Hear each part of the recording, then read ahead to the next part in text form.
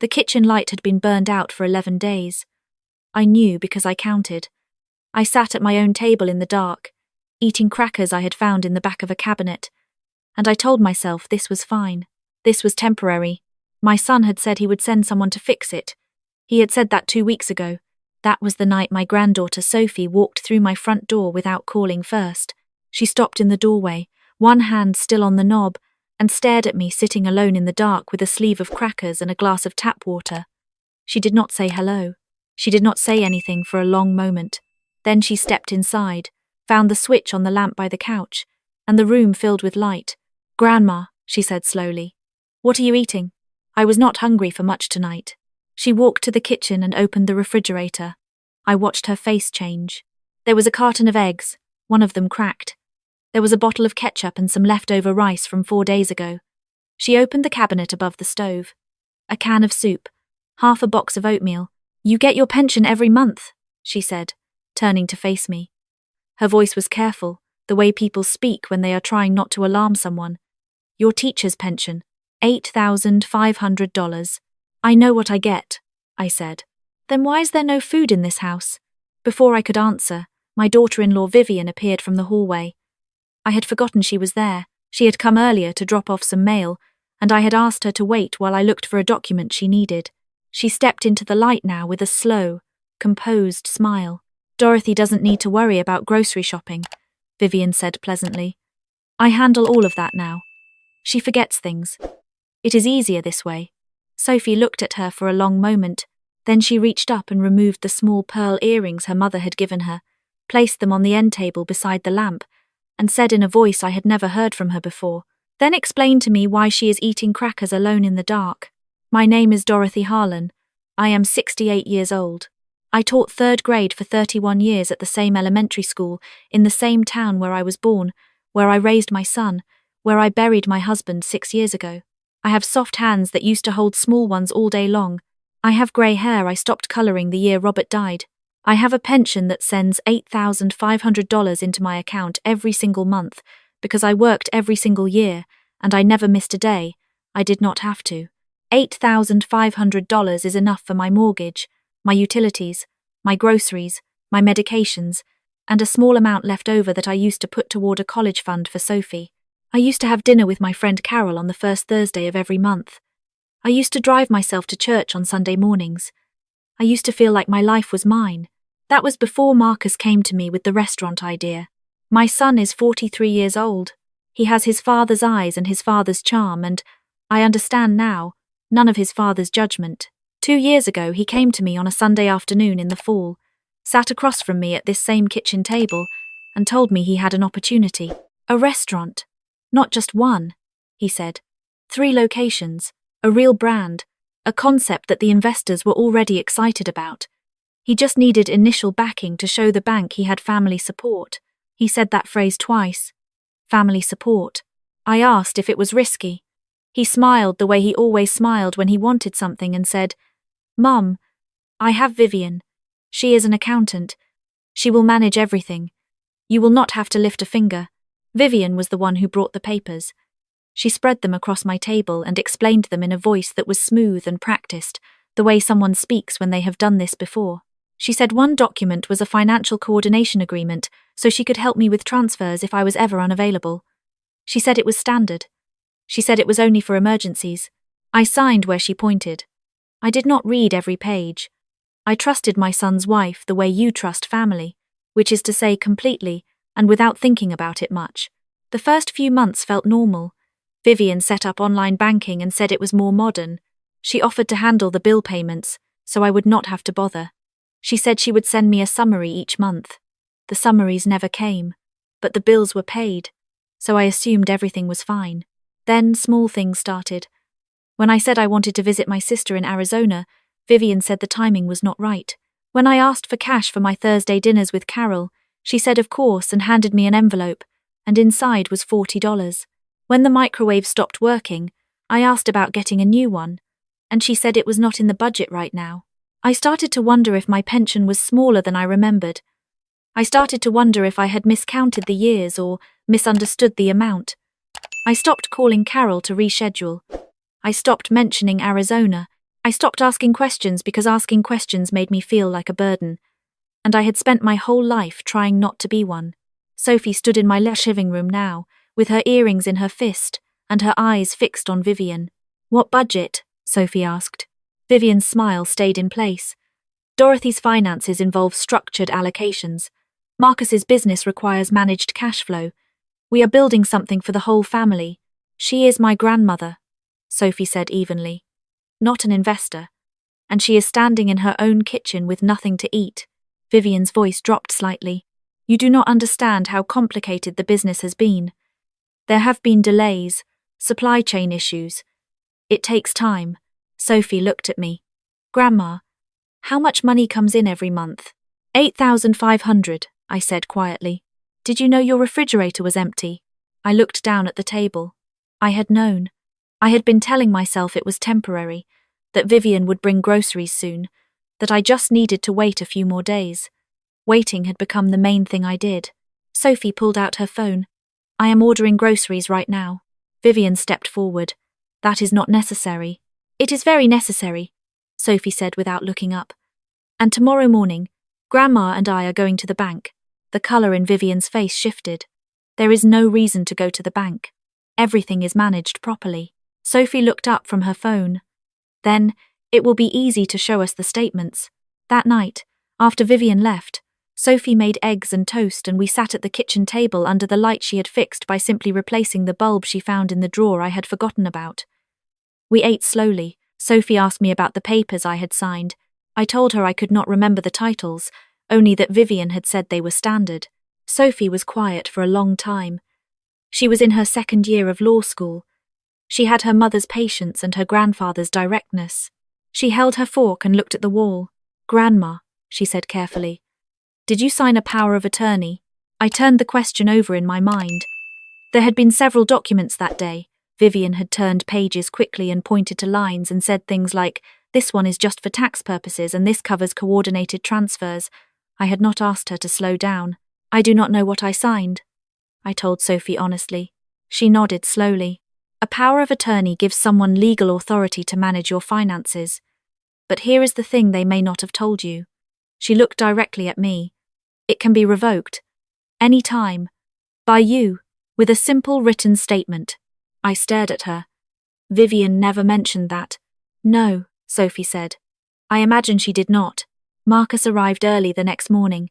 I heard his voice before I saw him, sharp and clipped through the front door Sophie had just opened. He came in without being invited, looked around the room like he was taking inventory, and landed on me with an expression I had not seen on his face since he was 16 and had wrecked the car and needed me to cover for him with his father. "Mum," he said, "you do not need to do this." "I have not done anything yet," I said. "Sophie called me last night. She told me about the bank." He glanced at her. "This is not her business." "I made it my business," Sophie said. Vivian stood slightly behind him, quiet, which was unusual for her. Marcus rubbed the back of his neck the way he did when he was uncomfortable. "The restaurants have had a hard quarter. We needed liquidity. Your pension was sitting there, and we used it to keep the doors open temporarily. It was going to be returned." "How much?" Sophie asked. Marcus paused. Some months were heavier than others. "How much total?" He looked at the floor. "Closer to 190. The number settled in the room like something heavy dropped from a height. $190,000. That included, I realized slowly, the savings I had accumulated over years of careful living, and the additional deposits from the CD account Robert and I had opened together after we paid off the mortgage. Sophie's voice stayed even. "You used her pension and her savings. It was a bridge," Marcus said, "until the city contract came through." "What city contract?" He hesitated just long enough for the hesitation to mean something. Vivian looked at the window. Sophie looked at me. "Grandma, did you know about the savings account?" I had known it existed.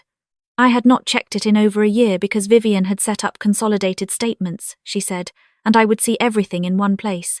The one-place statements had never arrived either. We drove to the bank at 9 in the morning. Marcus had followed us in his car, which made my hands tight in my lap, but Sophie had said let him come. She said it was better to have everyone present. The branch manager's name was Mrs. Ellison. She was a calm woman with reading glasses on a beaded chain and the kind of face that showed nothing. She pulled up my accounts and looked at the screen and looked at it again. Mrs. Harlan, she said carefully, there have been significant transfers from both your pension account and your joint savings account over the past 22 months. My throat tightened. To where? To an account registered to Harlan Hospitality Group, Marcus's restaurants. How much total? Sophie asked. Mrs. Ellison looked at the number on her screen. $187,000. The room tilted slightly. Beside me, Sophie exhaled through her nose but said nothing. And the current balance? She asked. Mrs. Ellison paused. $412 across both accounts. $412. From a woman who had worked 31 years and saved carefully and believed the people she loved were protecting her. Marcus leaned forward in his chair. It was temporary capital deployment. Once the contract. What is the current status of the city contract? Sophie asked. Vivian answered before he could. It is still pending. Has it been pending long? Neither of them answered. Mrs. Ellison spoke again, her tone careful. Mrs. Harlan, there is a power of attorney document on file that grants financial authority to Marcus and Vivian Harlan jointly. However, the volume of these transfers does raise fiduciary concerns. The funds appear to have been used primarily for business operations, rather than in direct service of your personal interests. Can the power of attorney be revoked? Sophie asked. Immediately, Mrs. Ellison said. With a written and witnessed statement. The account holder retains that right at any time. Vivian's jaw tightened. I looked at Mrs. Ellison. I would like to revoke it, I said. Today. Right now. Marcus turned toward me. Mom, please think about what that means. If the business accounts freeze, payroll doesn't go out. People lose their jobs. We are one contract away from making this right. I looked at my son. He had his father's eyes. Right now I could not find his father in them anywhere. You have been one contract away for 22 months, I said quietly, while I was eating crackers in the dark. He had no answer for that. Sophie had already asked Mrs. Ellison for the revocation forms. I signed them slowly. My signature looked a little shaky, but it was mine. As we walked out of the bank, my phone buzzed. A text from a number I did not recognize. It said only, "You should have stayed quiet. This is not over." I showed Sophie. She stopped walking and read it twice. Who else knows about this? She asked. I do not know, I said. Marcus knew we were coming here. Sophie looked back at the bank doors, then at the parking lot where Marcus's car was still parked. She took a photo of the message. This gets documented, she said. All of it. That evening, when we returned to my house, the spare key Marcus kept for emergencies had been used. Someone had been inside. The filing cabinet in my home office was open. The folders where I kept property documents were pulled out and scattered. My laptop was open to a page it had not been on when I left. Nothing was stolen. Everything had simply been looked through. On the kitchen counter was a piece of paper folded once. Sophie opened it. Written in blue ink in large letters were 4 words. Let it go, Dorothy. Sophie photographed it. Then she called the police. 2 officers came and took notes and checked the doors and windows. The locks were undamaged. Whoever came in had a key. Marcus had one. Vivian had one. And a third person, I remembered slowly, had been given one 8 months ago. Marcus had asked me for a spare for a contractor who was going to give an estimate on the basement renovation. The renovation that had never happened. I had given him the key and never asked for it back, I told Sophie. She nodded and did not say anything for a moment. Grandma, she said. I looked up Marcus's business filings this afternoon while you were napping. She sat down at the table. Harlan Hospitality Group has no active city contracts. There are 3 civil suits filed against the company by unpaid vendors, and one of the restaurant locations was officially closed 4 months ago. He told me it was being renovated. It is empty. She turned her laptop toward me. There was a photograph from a local news brief, a storefront with brown paper over the windows and a small foreclosure notice on the door. I recognized the logo on the sign above it. Marcus had shown me that logo when he was excited about the branding. $187,000, I said softly. And the business is already failing. The business may already be gone, Sophie said. A name surfaced in my memory then. A name I had seen once on a business card that had slipped out of Marcus's jacket pocket when he was reaching for his wallet at my dinner table, maybe 6 months ago. He had picked it up quickly and said it was nothing. I had not asked. There was a man, I said slowly. A card. It said something about financial consulting. The name started with a G. Gerald, maybe. Or Gregory. Sophie turned back to her laptop and began typing. That night, Marcus came again. He came alone this time, without Vivian, which was new. He knocked instead of walking in, which was also new. I let him in because he was my son and because Sophie was beside me. He sat down at the kitchen table and looked like a man who had not slept. His face was pale, and there were shadows under his eyes, and he looked, in that moment, very much like the little boy who used to bring me drawings from school and hold them up and wait. I need you to understand something, he said. In the beginning, I thought it would work. I genuinely believed it. I know, I said. Because I did. The first transfer was supposed to be temporary. Just to get us through the opening quarter. Vivian said your pension was more than you needed. She said you would not notice, and it would be returned before you ever had to think about it. He rubbed his face. Then the second quarter was worse. And then there were vendors. And then there was Gregory. Sophie looked up sharply. Gregory. Marcus nodded. Gregory Fenn. He called himself a restructuring consultant. He found us when we were already struggling. He said he could help us stabilize if we moved capital strategically. He said using family assets to show liquidity was a common structure. He made it sound very normal. Was it normal? Sophie asked. He has done this before, Marcus said. I found out later. He advises failing businesses to move money before creditors can reach it. He said it would protect us. It protected him, Sophie said. Marcus was quiet. Did he know about Grandma? Sophie asked. Did he know where the money was coming from? He is the one who suggested she was a good source. Marcus's voice cracked slightly. Those words. A good source.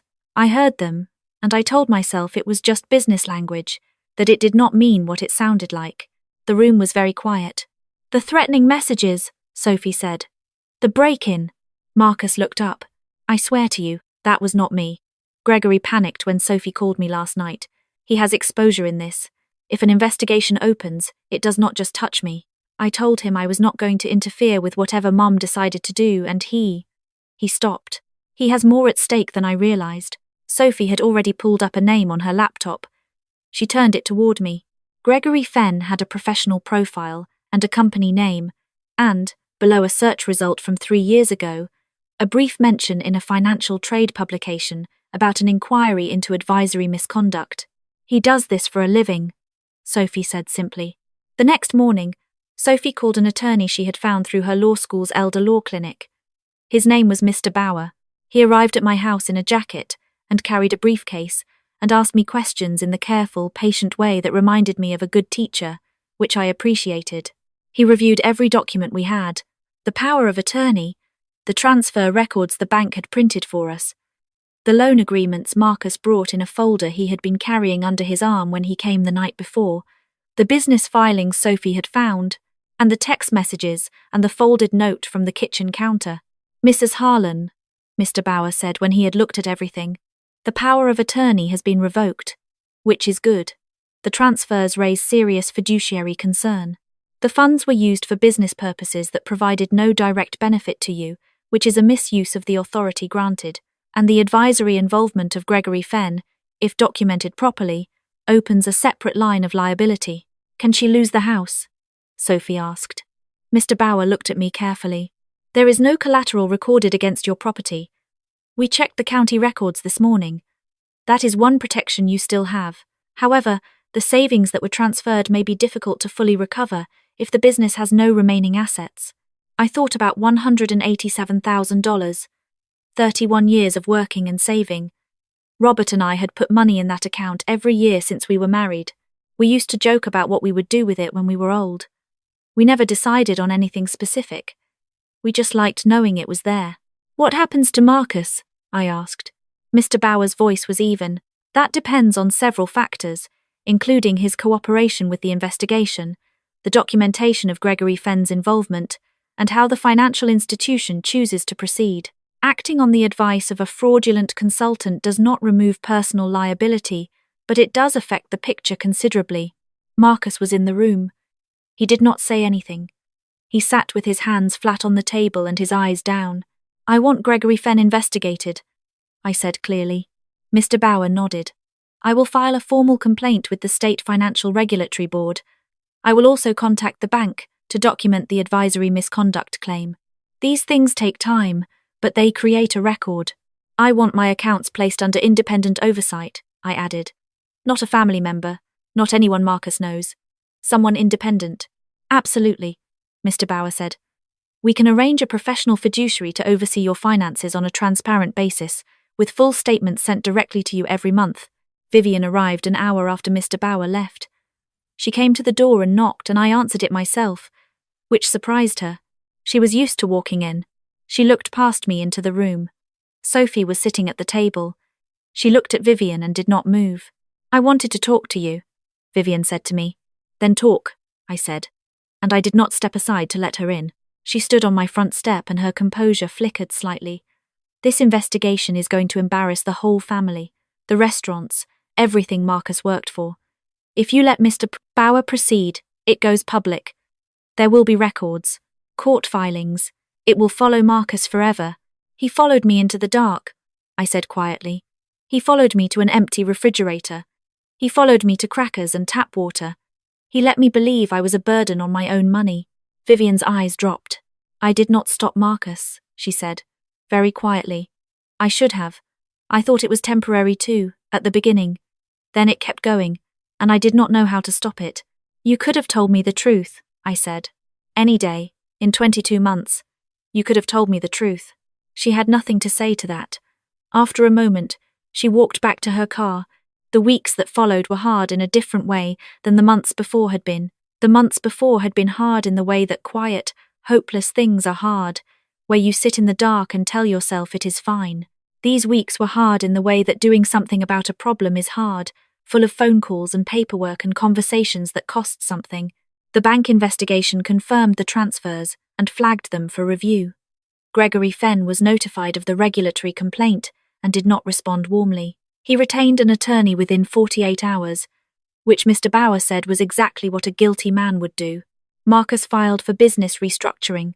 The remaining 2 restaurant locations closed. He lost the brand, the equipment, and the lease deposits. He told me all of this himself, standing in my kitchen on a Tuesday afternoon, in the voice of someone who had stopped trying to manage how they sounded. "I told myself I was building something for you," he said. "That when it worked, I would hand you something that proved I was worth what you put in. I did not need you to be worth anything," I said. "I needed you to be honest." He looked at the table. "I know. Your father would not have done this," I said. It came out softly, not as a weapon, just as the truth. Marcus's eyes filled. "I know that too." Afterward, Sophie and I sat on the back porch with tea.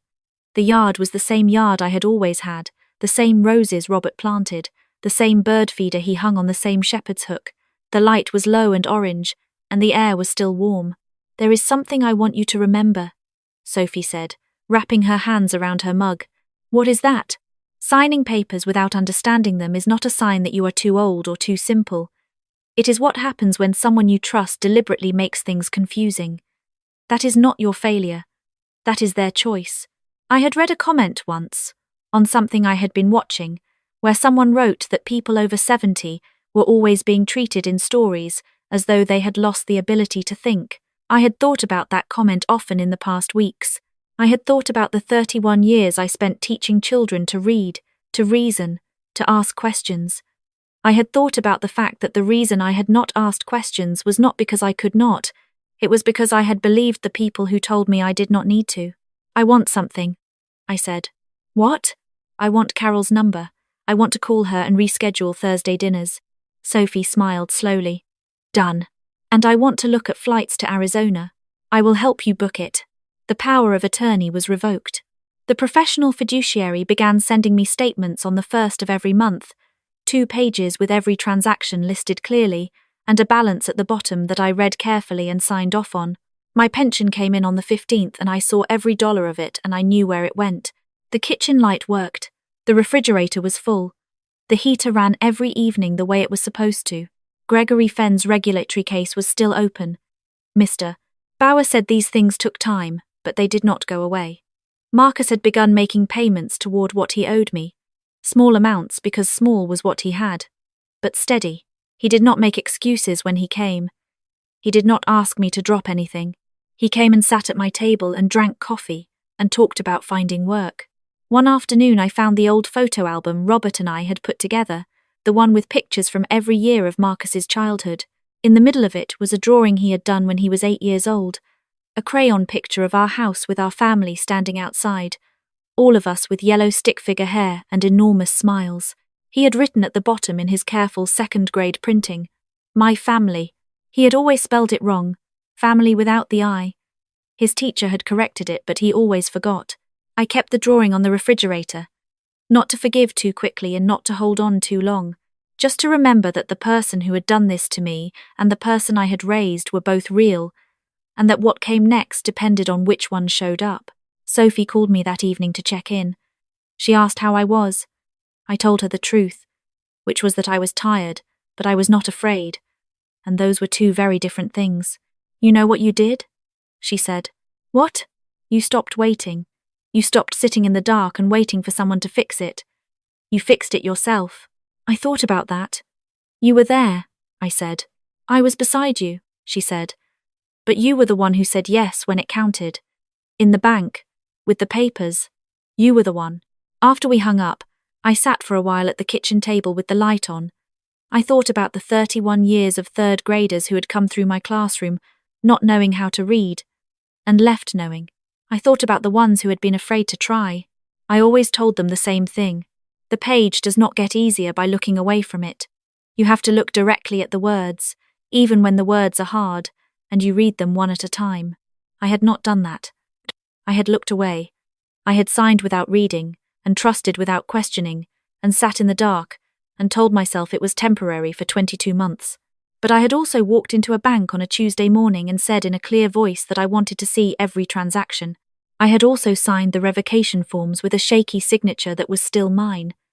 I had also said out loud, in front of everyone, that I wanted the truth to come into the light, and the light had come on. Not all at once, not neatly, but it had come on. If you are listening, and you have ever let someone make you feel that your questions were too much trouble, that your name on a document was just a formality, that the simplest and safest thing was to stop asking and start waiting, I want you to know one thing. That feeling is not protection. It is the problem dressed up to look like one. You are allowed to see your own statements. You are allowed to know your own balance. You are allowed to say, "I do not understand this, and I will not sign it until I do."